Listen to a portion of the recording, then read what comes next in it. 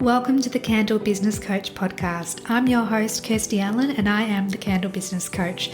I'm also a mum of three and a kindness advocator. This podcast is all about making and selling candles, business development, and mindset, delivered to you with advice, inspiration, and motivation in a new episode every Friday. This episode is brought to you by the membership for candle makers, the Candle Makers Collective. Becoming a member gives you access to fortnightly online group Q&A coaching sessions to support you, monthly online workshops and trainings to help you grow your business, plus frequent expert guest speakers to inspire and teach you. You'll also have access to an ever-growing resource library with templates, guides, planners, and ebooks. But my favorite aspect of the membership is our exclusive Facebook group for accountability, connection, and support. So if you're looking to take your candle business to the next level and learn more about the membership for candle makers, click the link in the show notes for the Candle Makers Collective.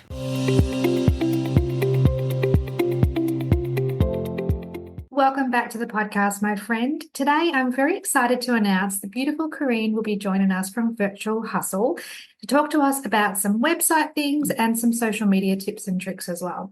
So, my friend, would you like to introduce yourself to the listeners?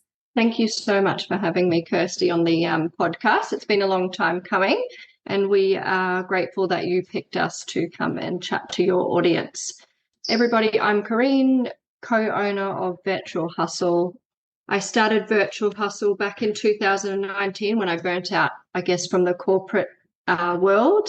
I left a very intense, high corporate retail job. I think on the back end of COVID, it was just really challenging, and I decided to step away and take some time to be more in focus with my three kids. And to be honest, I didn't really know what I was going to do. I knew I had these great skills, but I had no idea what to do. And one day I saw a job for a virtual assistant, and I thought to myself, I think I can do this. So it was a slow burn, started off doing that, and then really amped in when my partner Darcy joined the business. And it's just been going from there and growing. We're going into our third year, and it's been great to be able to support small businesses along their journey. And I guess that takes us to exactly what we're doing now, which is we've probably changed our business model a little bit. We love supporting small businesses and virtual assistants with social media, websites, mentoring, and the back-end admin, which most small businesses don't have time to do. So that's a little bit about us. It's so important to know that when you are feeling burnt out from one path in life, that you're able to pivot and take the skills with you to a new venture. And the fact that you've been able to create this beautiful business with your partner as well and serve not only e-commerce businesses like candle makers, but anyone that needs a virtual assistant help as well. And I think when it comes to the back-end admin, as you say, there's not a lot of perhaps priority put onto it, or maybe not, that's not the case. Maybe there's the known of being that those things have to be done, but they don't have the time to actually invest in doing the admin things behind the scenes, which is not always as fun and glamorous as, say, doing the social media. So it's nice to know that there are businesses like yours and people like you guys where you can actually help businesses keep on top of those things. Absolutely. And I think the key to, when you're running a small business, your budget and costs are not always there.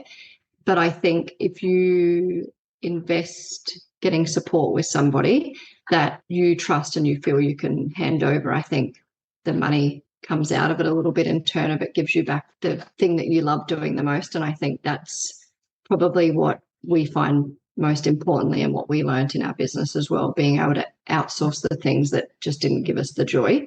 And although we might not have a big budget, people are still willing to obviously support you and understand where you are in your business. And I think that does help. And like you say, pivoting, I had no idea really the understanding of that coming out of the corporate world, because you just work for a business and it's just what you do. Did that for 15, 16 years. And I think when you then come to working for yourself, it is quite overwhelming. Yes, you get the freedom, but it does come with all those expectations if it's just you. And I think that's what we love doing most, to be able to support those small businesses, give them those tips, take away those pain points and be able to guide them a little bit to where they want to head. So it does, and that's what gives us joy, is being able to support those businesses. Yes, definitely. And as you say, it can be so overwhelming to start your own business because there are so many facets of things to learn along the way. And not everything will be in your skill set initially. Yes, you can learn different things, but there's only so much time in the day. Mm-hmm. And if you find joy in the things that you're good at, then if you're able to outsource the things that perhaps don't bring you joy, that you're not as skilled at, then the business can exponentially get further than if you were trying to do everything yourself and just try and keep it as a one-person business. Absolutely. And I think it's hard to learn that, but I think when you start letting go and understanding that, it does definitely help them. So let's dive into some questions about websites. Where would we even begin the process of creating a website? What are some things we need to factor in when we're thinking about a website? The key elements to a website is not one website fits all. And I think we all want to make sure that we're using a website that has a shop component. So it means that your customer can obviously purchase from there. There's obviously so many websites and cost factors behind those. We personally work really closely with Wix, but we also help businesses with Shopify, Square, and Squarespace as well. And most of the websites all have an element to have a shop attached. I think what we need to just make sure is that it's user friendly. And I think that's where businesses can come a little unstuck, because we create something that might look really good and aesthetically it looks great, but the customer journey is low. And I think that is probably where we come in terms of we put ourselves in your customer's shoe and we start navigating the website from there. And that's where we give direction for businesses. So look, I think there's not one website that fits all. And I know people will say, you need to be on Shopify, you need to be on Square. Some of those websites don't look aesthetically pleasing, but you can make it look good. And I think as long as your customer can buy at the end, that's what you ideally want. I think what happens with small businesses, they have Instagram set up and they say DM to order. And whilst I think that is great, it's not a smooth transaction for that customer, because they've got to message you what they want. You've then got to send them an invoice. They pay, and then you obviously ship the product. So I definitely understand the cost factor, though, in running a website, because not everybody can set up their own website. And then you've got the fees that obviously come with every website, which is your domain. And then you've got the fee. And then at the end of the day, you've probably got a fee when they're going to buy it, because everything seems to have a fee. But I think go with a website that you are comfortable with, that links to your social media, so you can add in the shop function. And I can talk about that a little bit later. But for us, we love Wix because it's very user-friendly. There's great elements and you can do a lot to them. I think what happens is people get starstruck by Shopify's features and all the apps and bells and whistles, and then they realize the cost involved and think, wow, that's so much higher than I can afford. And then they start looking for other options. So it's good to know that there are more options than just Shopify.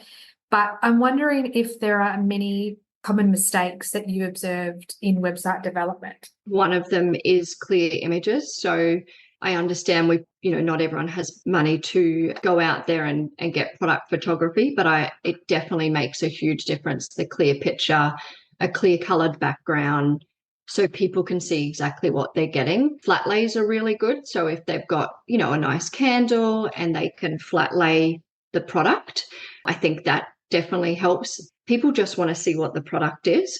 And I think if the image isn't clear, people are just going to scroll past it because they can't actually see the logo on there that they may have, or what the color is. So I feel like clear images are definitely one that we've really noticed. And look, you can absolutely do it yourself, but you just got to make sure that you've got the right lighting and the correct imagery. And then when you put it into the website, you've got to make sure that it's clear. So that's definitely one thing that we noticed. And I think if you shop around and connect with product photographers, you'll find there is ones out there that can help you at a good price. And I think the other thing that we noticed is call to action. So I think if you're on a mobile, which 9 times out of 10, most of us are on our mobile shopping, when you click on someone's website, in that first fold, and what I mean by that is that first scroll, you want to have a call to action. So it's either a shop now or a find out more or something for that customer to click on straight away, because that's what they're looking for. They don't want to scroll down and find shop now at the bottom. They want to see that in that first section. So I feel like at the start, a clear image with a call to action is the most important. And I can tell you, if you go on most people's website, you won't see that in the first section. And that's, I think, the opportunity missed, because no one wants to scroll. Nobody has time to see that. So I think they are probably the two main things that I think people could really easily fix on their websites and make it more customer focused. Yes, that's such a good point. Make those small adjustments and they can have a huge impact in perhaps conversions, or at least people spending more time on your website, so that when they do get to the point where they're ready to purchase, they can come back to your website, or that your business is more front of mind because it's the user experience they've had has been more pleasant and more positive for them. Absolutely. Yep. Yeah. So let's change trajectory for a moment and speak about social media. I know that many of the candle makers that I speak to in my community, they're hustling, they're posting on social media, they're doing all the things, they're using the hashtag, for example, but they're just not getting any traction. So do you think that there is a particular social media platform that they would be best to utilize their time? I feel their pain in terms of social media. I feel like the algorithm changes so much. So small business owners need to be, looking at the trends. We either have 1 month where we need 50 hashtags, the next month we've got 10. So I think it is really challenging. And even ourselves being in that game, it is evolving so quick. I feel like there's a couple of tips where we could be helping straight away in terms of social media. Definitely need to be on Instagram. I think that's an opportunity. Facebook is always a simple one in terms of getting it connected. So I think have them both connected means you post on one, it goes on both of them. On your profile on Instagram, in the first line, that is where people are searching. So if you went to your search bar and typed in candles Brisbane, candles Gold Coast, candle business, if in the first part of your Instagram, so for us, we've got websites, VA mentors, creative design, brand shoots. Now, if somebody searched any of those, we would come up. But if you don't have that in your first search item and it's down in your bio about you, you're not going to pull up when people search you. So that's the first tip. If they go on their bio and edit that first line, most people will have their name in there. Nobody knows you by their name. They may know you by your candle business. So I think that is really key. And that's where we first help people, because that's what people want to be searching. So that is definitely key. And I think you need to be talking to the audience in terms of what you're selling. So if it's you're known for a particular candle or a particular scent, or even you personalize, I think that's got to be in there, because as we know, there is a lot of small business candle owners, but you need to stand out from the rest on that. So that would be my key in the next bio section. And then I think if you think about it and you can have 4 links on your Instagram, utilize those wisely. I know Linktree used to be a huge factor in everybody was using Linktree. I'm a little bit against it now in terms of have your own website on there so people are pinch pointing to your website. Even if you may have shop now and your link, so that will take them straight to your shop, or the next one might be about us and that link takes them to the shop, or you've got a special on that month. Put that link in there. Yes, it's 3 links from your website, but you're getting people to your website. If people go to your link tree, you're not able to track the traffic in terms of where they're going. And I feel like gone are the days where we want to send them to an external platform to get to your platform. And now, because Instagram allows 4 links, it's plenty of opportunity for you to utilize that. And it might be something in regards to candle makers that go to heaps of markets. Where are we? And you have that link will take them so they can see exactly where you're going. And I think that makes sense. So if candle makers putting their markets where they are on their markets, in their little bio, they can have click my bio on where we are.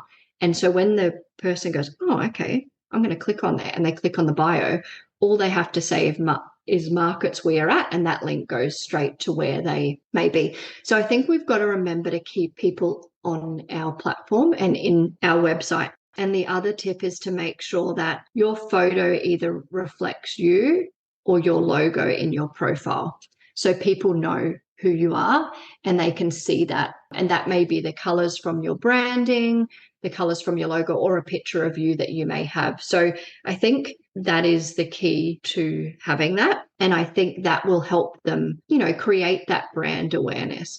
Now, when we're talking about social media, we have so many clients that come to us and say that we need to be posting every day so we're being seen.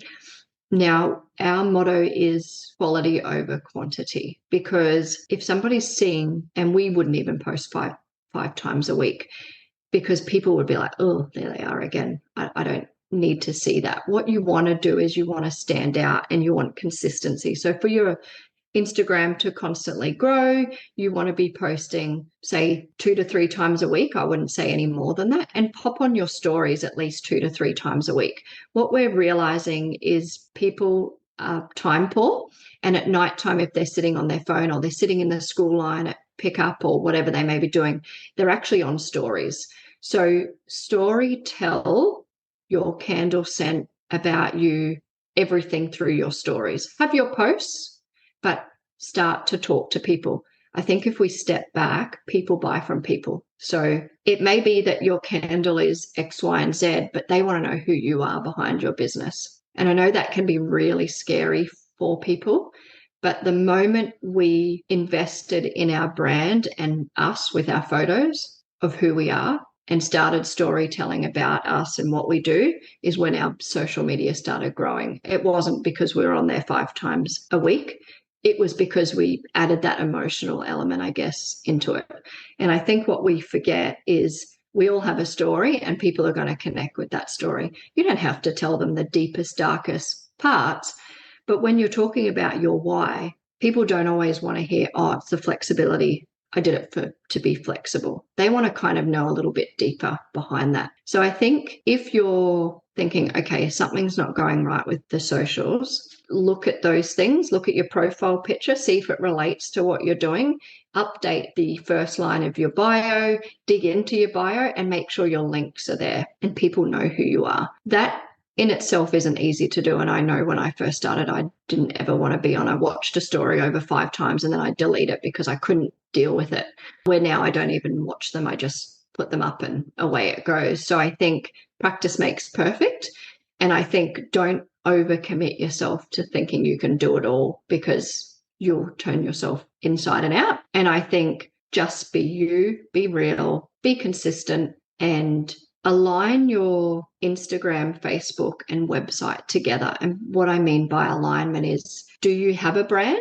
You don't have to go out and get a branding expert, but go into Canva, set up a brand. So when you're posting on your Instagram and your Facebook, it's lining up with your colors, fonts, and everything is looking together. And I think when we first start out, we never really have anything in alignment. We're just getting out there and trying to establish who we are. But I think that's definitely an element. It's not posting 5 times a week. It's just being consistent and real to who you are. And I think that will in turn help them grow their business. Yes, that is such a good point. Being consistent, not only with social media, but just working in your business and learning the new tasks, the new things that you need to do to grow is absolutely key. And one common theme that I've found from speaking with candle makers is that they'll come in and out of their business. They'll go hard for a couple of weeks and then they'll think, oh, I can't do this. And they burn themselves out and then they disappear for a little while and they come back, and it's not sustainable. And if you want to be able to grow not only social media, but your business, your sales, your customer base, your email list, and all the things in all the places, building it slowly and growing at a pace that actually is sustainable. And then as you get to that phase or that stage where it becomes a little bit too much, then start outsourcing different tasks to other people that have the skills in those areas that those skills and those tasks bring them joy. So it becomes this little community of people that are helping to build your business and to see you grow. And that takes time and it takes courage, because not everyone, yes, wants to make that financial investment. But it really depends on what your goals are for your business as well, and how big you want your empire to be. Because if you think about, say, some of the bigger candle stores, they aren't doing it solo. They're not just one or two people. It's teams of people.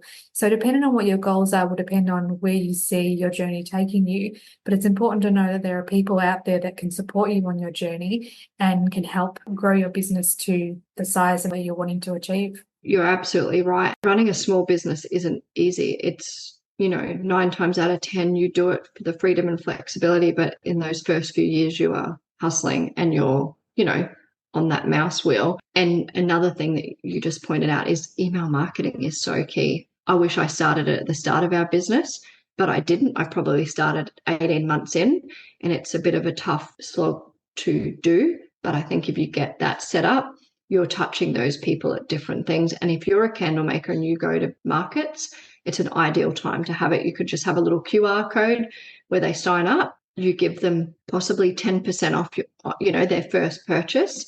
But I think email marketing is key. And there's free platforms out there that you can link into, like MailerLite. But I think that is a part of that journey. And you can have that on your socials as well, sign up and get 10%.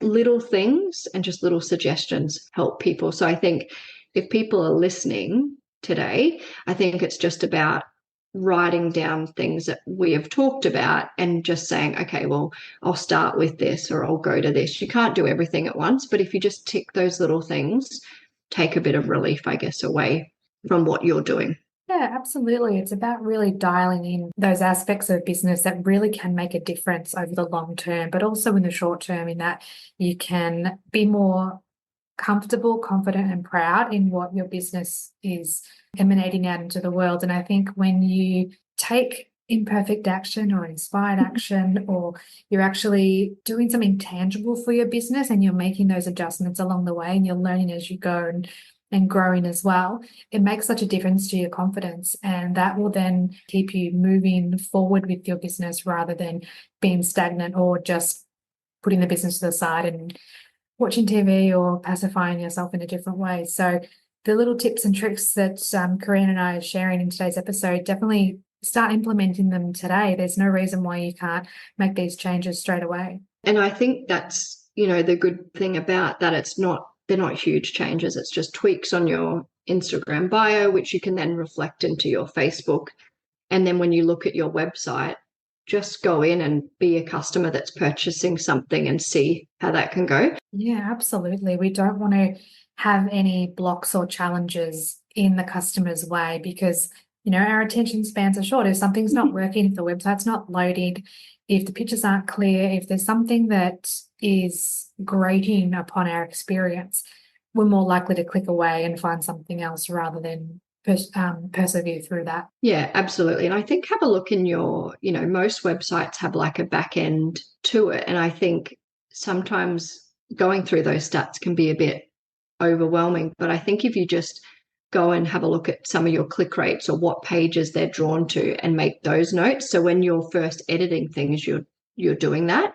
And I think if you've got photos in the back end of your website, make sure that you're adding keywords to that. So SEO can be really confusing, and we're not SEO specialists, but what we've realized, if you've got a product-based business, behind the image, you can always edit the image and you can be adding keywords to that. So just making sure that whatever your candles or the scents or where you're located, so when people are searching Google, those keywords are all being utilized. And as I said, I think SEO, you can talk about it forever and it's a really quite confusing. But for us, when we're just setting up websites for businesses, we just make sure the keywords are being pulled through. And when you put your images in, just add spiels to those that link, because those images also have SEO behind them, and not a lot of people know that. And what they'll do is they might upload the image, which is candle 1 or candle 2 or image 1, image 2, and that's what's being used as the SEO, which means nothing for your business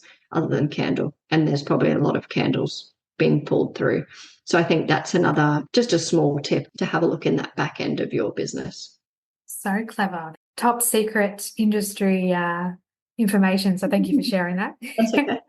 When it comes to, say, creating content in a consistent and engaging way, do you recommend any like programs or software for like scheduling or for Absolutely. sort of taking away that pressure of having to be on socials every day or most of the week? Absolutely. I think if you're not utilizing Meta, jump on it, because at the end of the day, Meta is free and you can schedule to both Instagram and Facebook at the same time. And what I really love about Meta is when you're scheduling stories now, you can actually add a link in there. So instead of just having a story going up, you can have the story, but Facebook, not Instagram, but Facebook stories. When you click on it, you can have a link, which means that your customer can go to that particular link and go straight in.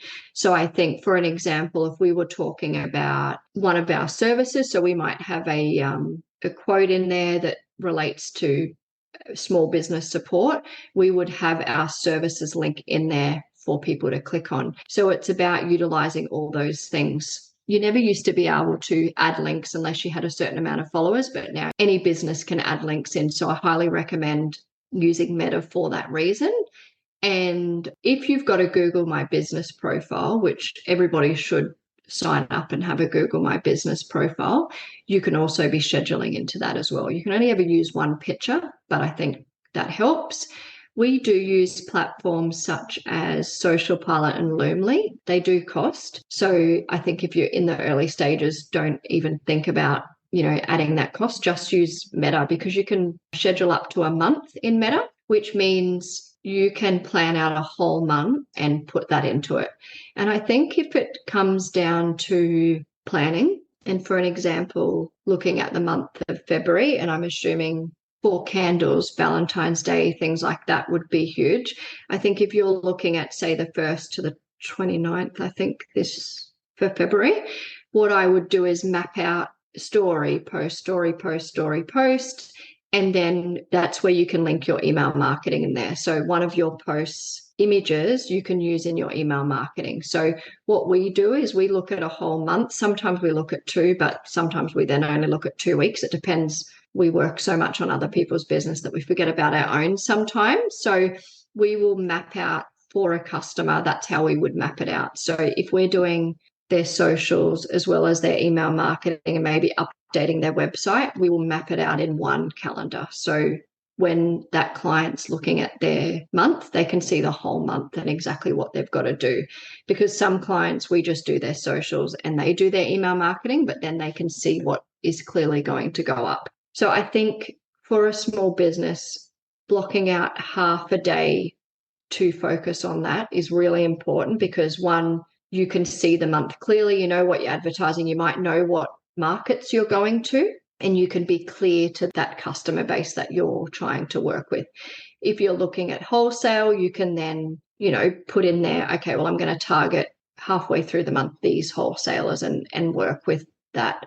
I know a VA that actually specializes just in wholesale, and that's what her niche is, working with small businesses to do that. So I think also remember, if you can do it at capacity, even put it and work out your wholesale and who you're going to target in there. Because I think if you can plan out a month clearly, I think you'll put all that pressure off you. You could just plan in your calendar, okay, I'm going to show up once a week and I'm going to pop on a story, or I'm going to put a time lapse up and you just put the camera in the corner and you're just talking about what you're doing. I know we find that we're time poor in small business, but I think if we're utilizing our time correctly, that will also help our presence and the way our business runs. And it will make you feel less stressed, I think. And I know we think, and look, stuff comes up, kids get sick if you've got kids, things do happen. But I think if you can have some kind of consistency with where you're at in your business, you'll feel better. And then that in turn might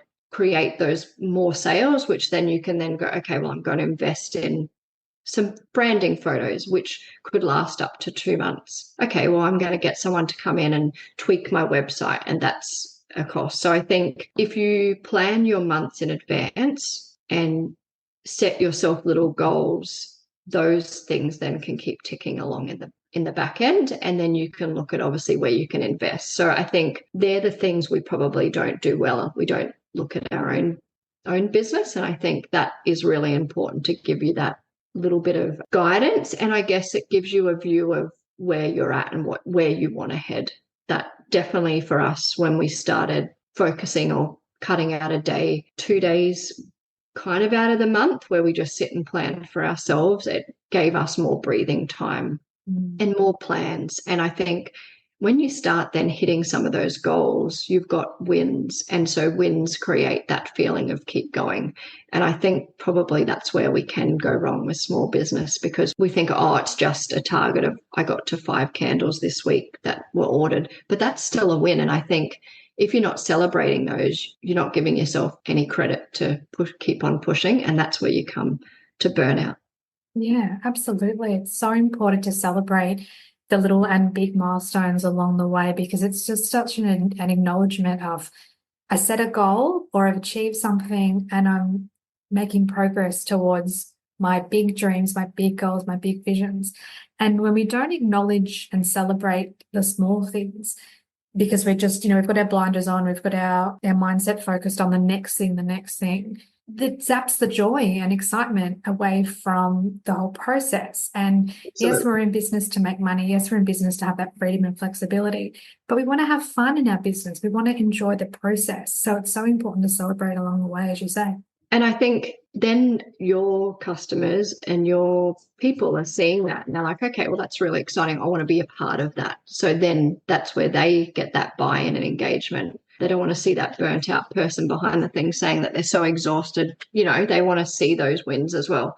We get that small business comes with the other side, but you definitely need to celebrate those and join a community, be in those Facebook groups. I think there's something I really speak loudly about in our little small business community that we have, because if you're not in those and showing up in there, people don't know who you are.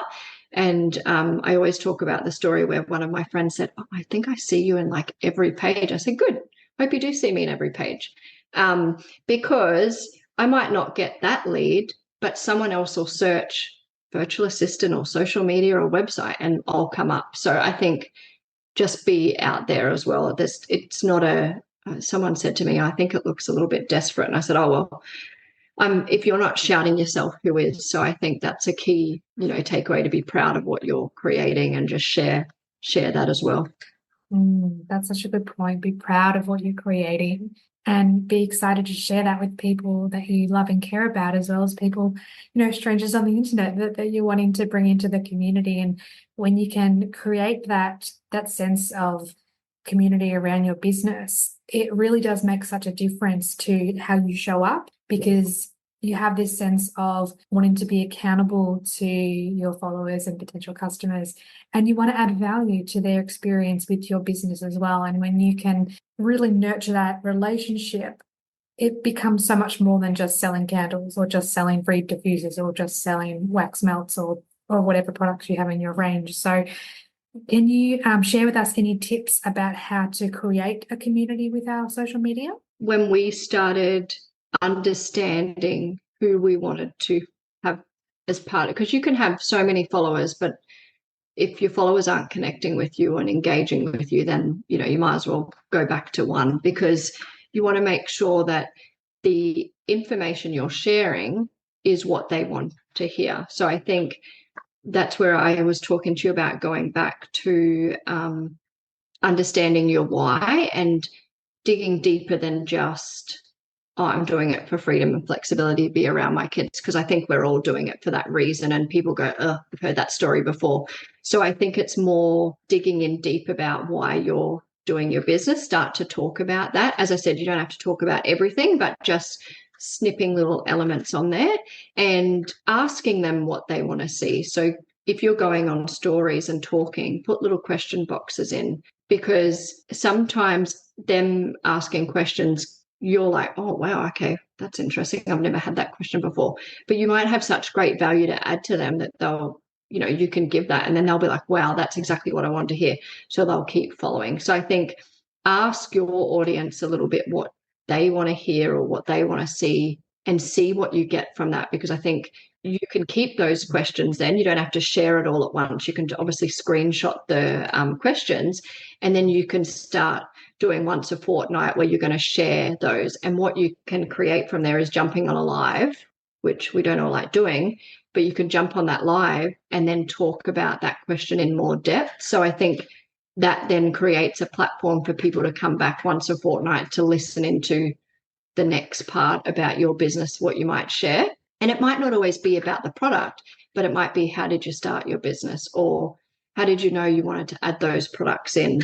Or how do you make those sense? And how do you come up with what you're selling? So I think if you're asking the community and they're telling you, then you can share more. And I think that's what we realized in our business. We were just talking about most of the time what our services were.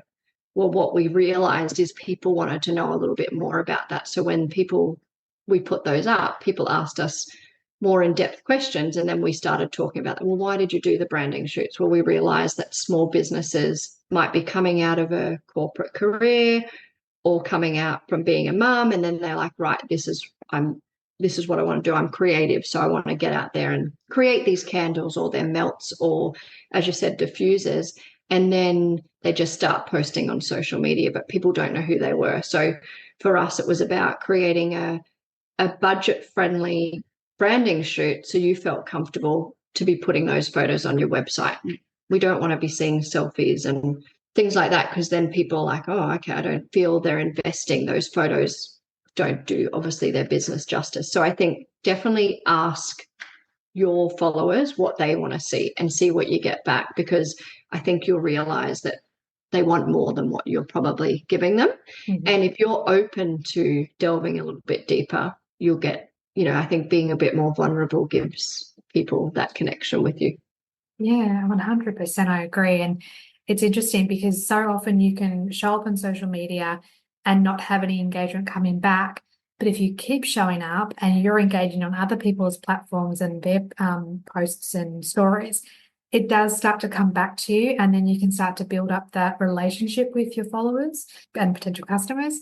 And by, as you say, being vulnerable and sharing a little bit more behind the scenes of who you are and your why and your mission and why this is so important to you, it opens the floodgates in ways that you may not expect or anticipate, but it becomes this exciting adventure of, okay, what can I share today? Or how can I add value today to my social media community?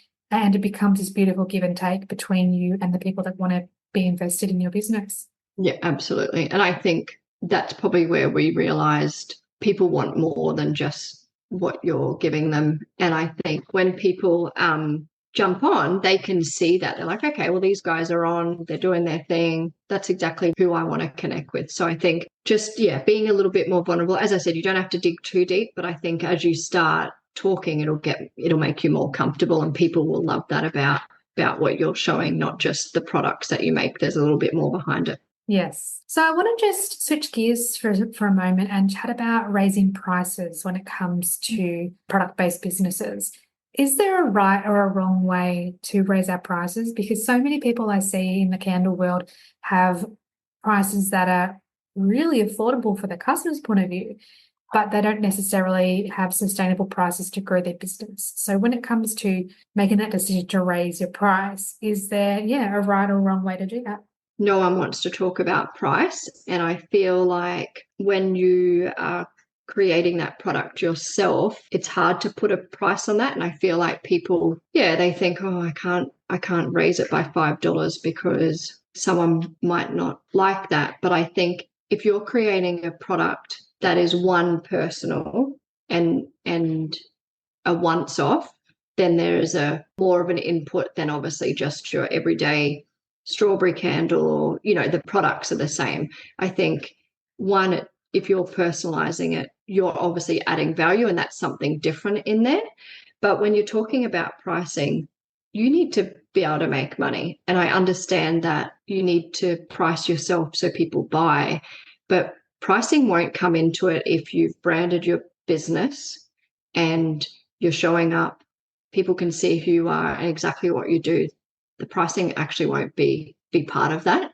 And I know that sounds really hard to be like, oh, how is that right? But if you're investing in the right parts in your business and creating that brand awareness, people won't care whether it's $30 or $50. And I think people will go, how is that true? But I think if you start doing those things that we talked about at the start, going through your Instagram, setting up everything to be aligned, people won't know the difference between going on your Instagram to going on your website or your Facebook. It'll all align. Or seeing you at the markets, you'll be that same person and they won't care about investing. So I think we all have a budget and, we're obviously conscious of what we sell, but if your product is good and you're marketing it the way you want and you're being honest, the price won't matter. And I think when it comes back to a product, you yourself as a business owner have to obviously have your model of how you work that out. And I think that can be so different to anybody, but I guess you've always got to make sure what the product, the actual product and your time costs to you putting that on a price tag on your website. It is really tricky, and pricing is something no one ever wants to talk about. But as I said, I think if you're marketing it well, it won't be a question. It's only, I think, if people are going to second guess if they're not sure who you are or what you're doing and how you're doing it. I think if they can follow your journey and watch you behind the scenes, the time you put into it, the effort, showing up, being vulnerable, branding yourself, then the price won't matter. That's so interesting to think that when you invest in yourself and your business, other people are willing to do that as well. They're willing to invest in your business and your products. So, yeah, but raising prices is always tricky, but it's something that needs to be considered as, time goes on and inflation and the economy and all those sorts of things. It's not something that you can just keep your prices as they are. There will come a time, there'll come many times when you need to raise your prices, and doing it confidently and strategically is the best way to. Yeah, absolutely. I think you can probably do that quite strategically, with those products and just navigate that and, slowly rise them. And I think everybody understands that prices generally are going to be raised every year. And if you're confident in the product that you're creating, you can definitely raise those prices accordingly. Absolutely. What I'm curious about is outsourcing and what sort of tasks a candle business owner could outsource once they start to get to the point that the orders are coming in, they're making candles, they don't have enough time to do all the things. What are some things that they can get other people to help with? If they've got the money, I feel like the product photography is probably number one to be investing in. They could be investing in, a nice light or backgrounds and things, but I think if you can find that photographer that lives local, you can drop the stuff off, they can do it, you can pick them up. I think that's ideal. There's also ways where you can do a personal branding shoot, but also take your products with you and they can do that at the same time. I think that's definitely worth your while. I feel like if you're doing that, and it might only just be once every 6 months you're spending money, those photos can be used so much on your social media, because if you're using a program like Canva, you can be cutting the product out, putting a different background in. You can be cutting out several parts of the product and using them as flat lays. So I think product photography is probably one thing that I would invest. If you feel that your emails and your admin is not your thing, get someone in to be able to respond to your inquiries, because I think we're all probably the type of people these days that we want a response straight away. That definitely is where we come in terms of I work with a lot of different businesses, product, service, all those types of things, because one of their things is they want to get back to people within that timely manner. So we go in the back end of businesses and we just will do a response, and at least they've got that initial response. Most businesses have templates set up, so it's just easy to manage. But then on the back end of that, I think for me as a small business owner, the bookkeeping side of things is not what I enjoy. And I feel like that can be huge, because you don't want to be going into the back end of year zero or you're trying to add up a spreadsheet. You can just have someone going in there once a week and clearing out those things and leaving you with the things that you need. So when you're going to your accountant at the end of the year, you're not sitting there for hours navigating that. So I think for a product-based business, I think if you can outsource some photography or invest in equipment to do that, that would be number one. Number two, if you feel like you're not that you don't enjoy the emails and you just want to be making the product, then emails. And if you're not a numbers person and feel like you can handle the inquiries and all those things, that. And then thirdly, I feel like possibly a fourth thing is social media. If you feel like you just can't do that all the time, if you just invest in someone creating, say 8 to 10 graphics a month for you, they then get posted, you can show up a little bit more and not feel like you're on the hamster wheel of creating that. So I think there's so many parts of where I feel you've obviously got a lot of strengths and weaknesses of what you do as a business owner. But I think if you mapped it out on a piece of paper and was like, okay, well, the first thing when I get to X amount of sales, I'm going to invest in. One business owner might have emails, one person might have socials, one could have the product photography. So I think if you mapped out and had a bit of a business plan, which some of us don't do, that could be where you put your things that you don't enjoy as much. And I think if you hit those small goals, then be able to invest in some of those key things. So there is so many virtual assistants or back-end supports of businesses that can do multiple facets of those. And I think get out there and connect with some of those ladies, because there is so many of them out there and they all have their own experience. And I think if you can connect with that one or two people that can help you. It's so much about networking and building community and building connections and being able to collaborate. And when you do reach those milestones where you can outsource different tasks or invest in your business, as you say, it just goes to show that your business can really grow as big as your imagination or even bigger, because you're doing things in a really clever and strategic way. And you've got that support network. I think that, that's huge, having the other people around you. Yes, definitely. Karene, we've come to one of my favorite parts of the podcast where I ask all my guests 3 questions relating to candles.